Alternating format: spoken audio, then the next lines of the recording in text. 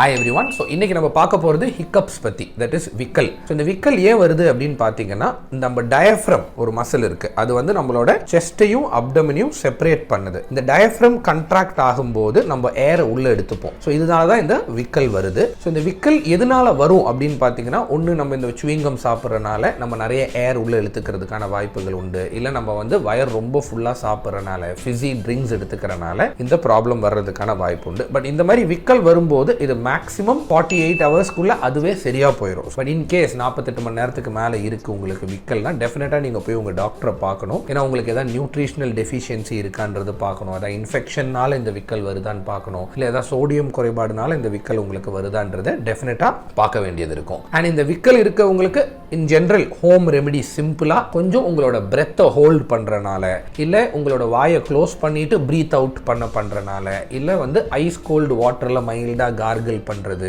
கொஞ்சம் இந்த sugar granules எடுத்து உங்க வாயில போட்டுக்கிறனால மேபி இதெல்லாம் வந்து உங்களோட விக்கல்ல இருந்து உங்களை ஹோம் ரெமெடிஸ் ஹெல்ப் பண்றதுக்கு டெஃபினட்டா யூஸ்ஃபுல்லா இருக்கும். பட் டெஃபினட்டா 48 மணி நேரத்துக்கு மேல ஒருத்தருக்கு விக்கல் இருக்கு அப்படின்னா டெஃபினட்டா போய் டாக்டரை பார்க்க வேண்டியது இருக்கு. இந்த வீடியோ உங்களுக்கு யூஸ்ஃபுல்லா இருந்திருக்கும்னு நினைக்கிறேன். உங்க ஃப்ரெண்ட்ஸ் அண்ட் ஃபேமிலிக்கு இதை ஷேர் பண்ணுங்க. தேங்க்யூ.